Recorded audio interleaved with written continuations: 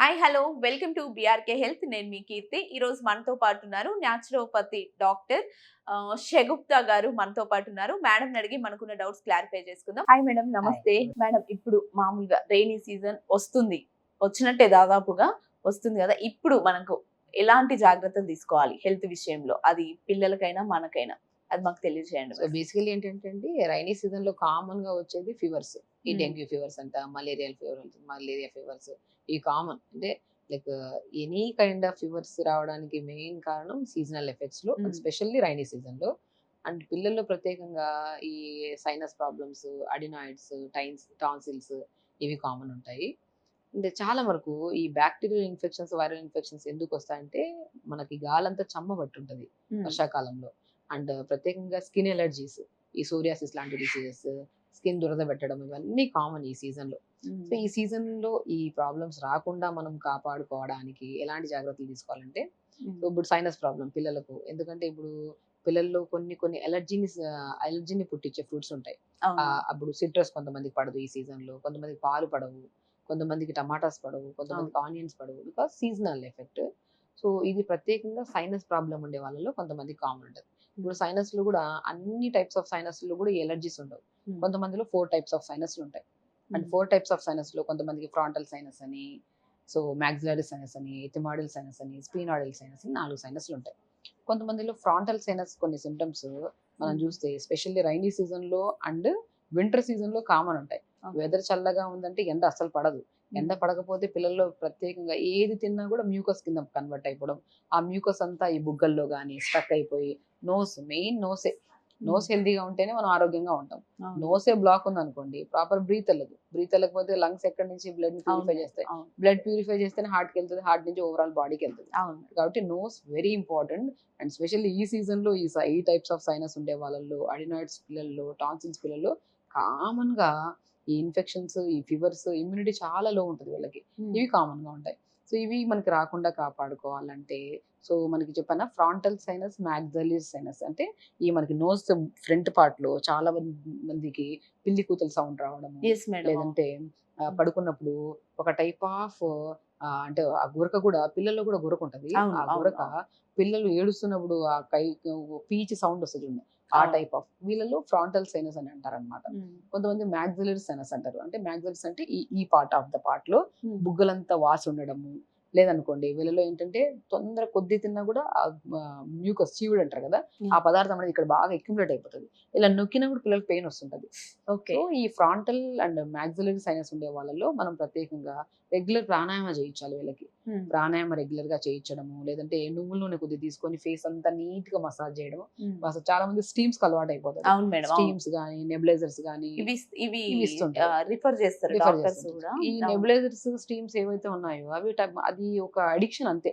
ఒక అడిక్షన్. అది లేకపోతే నెబులైజర్ లేకపోతే ఇంకా లేదంటే నాజిల్ డ్రాప్స్ ఉంటాయి. అవి అవును. లేకపోతే నిద్ర రాదు. రాదు. ఒక డ్రగ్ టైప్ అయిపోయారు పిల్లలు. సో, అవును. నేనేమంటానంటే అవన్నీ సరే మనకి టెంపరరీ రిలీఫ్ అప్పుడెప్పుడో వాడితే నో ప్రాబ్లమ్ గానీ రెగ్యులర్‌గా అలవాటు చేసుకోవడం ఎందుకు? అవును. నేచురల్ సొల్యూషన్ బెస్ట్ ఉన్నప్పుడు ఎందుకు అంతవరకెళ్ళడం అంట నేను. హ్మ్. మనం ఏం చేస్తాం మార్నింగ్ లేచాక పిల్లలకి మంచిగా నువ్వుల నూనెని బాగా గోరువెచ్చగా వేడి చేసి మొత్తం బాడీ అంతా అప్లై చేయండి. అట్ ద సేమ్ టైమ్ ఎందుకంటే బాడీ ఎందుకు అంటే ఈ సీజన్‌లో స్కిన్ అలర్జీస్ ఎక్కువొస్తుంటాయి. ఈ అవును. సైనస్ ప్రాబ్లమ్ ఉండే వాళ్ళలో 80% స్కిన్ అలర్జీస్ ఎక్కువుంటాయి పిల్లలకి. హ్మ్. బాడీ అంతా అప్లై చేసేసి, హ్మ్. నోస్ దగ్గర ప్రత్యేకంగా ఫేస్ అంతా నీట్‌గా మసాజ్ చేసేసి, హ్మ్. తర్వాత ఒక 10, 15 నిమిషాలు ఎండకు కూర్చొని పడితే ఎందుకంటే ఎండ ఎక్కువ పడదు. బట్ జస్ట్ కూర్చొని ప్రాణాయామం చేసుకున్నామనుకోండి, ఆయిల్ అప్లై చేసుకున్నాక మంచి హ్మ్. రిలీఫ్ ఉంటది. ఓకే.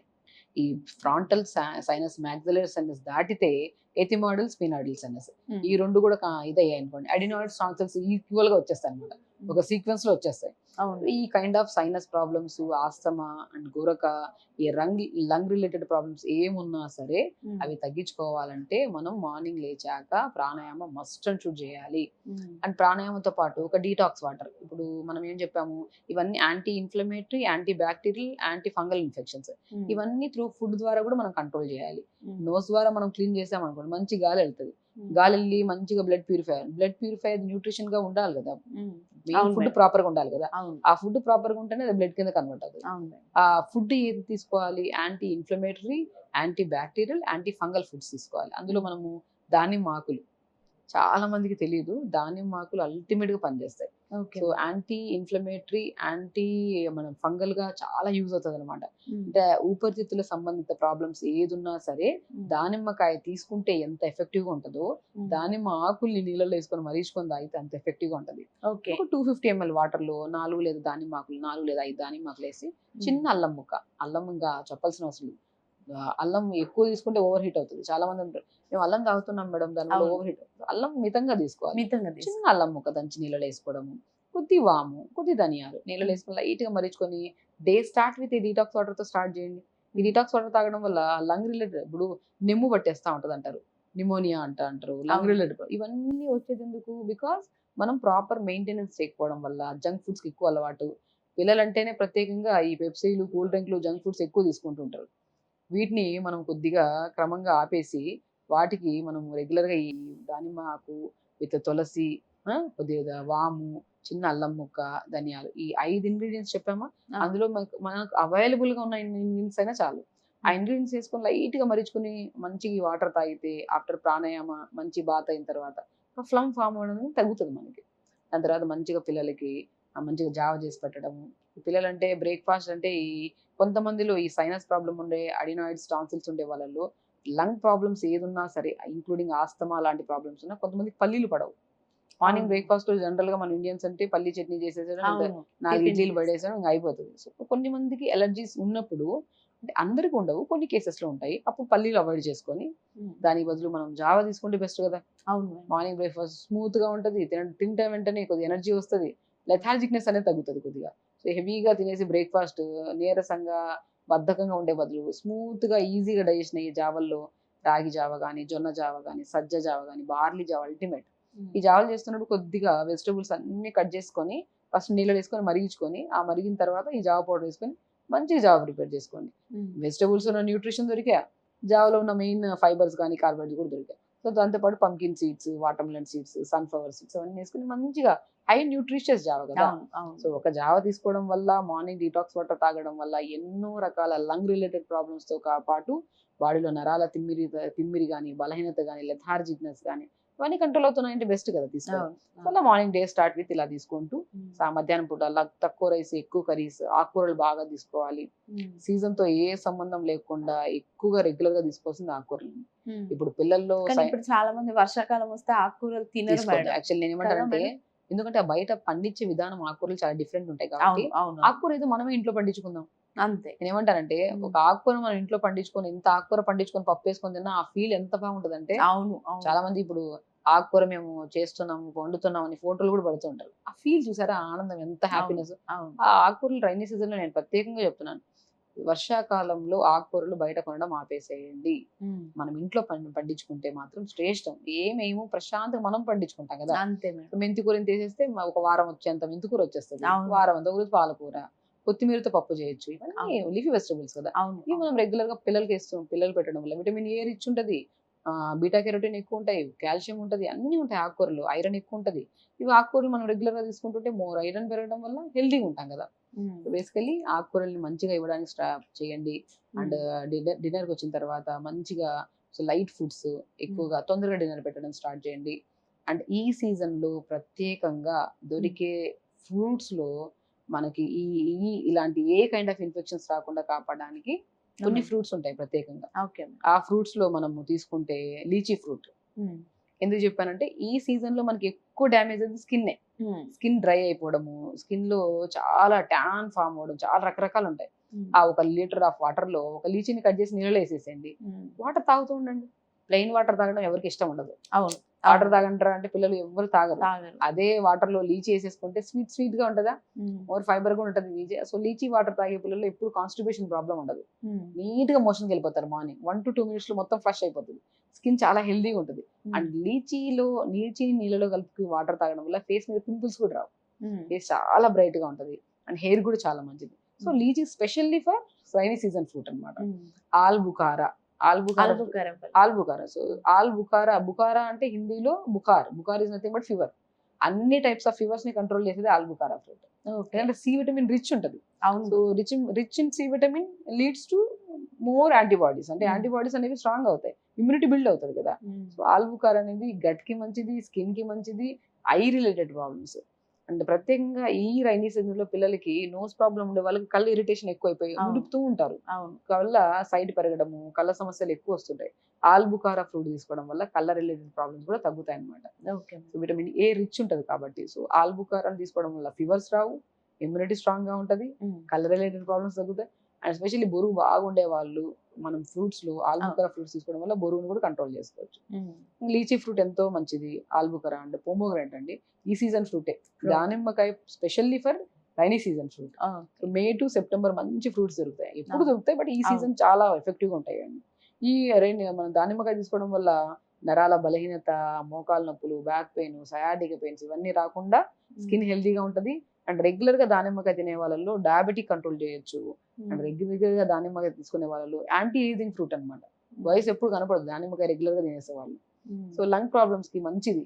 దానిమ్మ ఆకులకి ఎంత ప్రాధాన్యత ఇస్తున్నాం, నీళ్ళలో మరిగించుకొని తాగితే లంగ్స్ తెమడ పడద్దు అంటున్నాం. సో దానిమ్మ కాయ తింటే ఇంకెన్నో రకాల ప్రాబ్లమ్స్ రాకుండా మనం కాపాడుకోవచ్చు. జామకాయ ఈ సీజన్ ఫ్రూటే.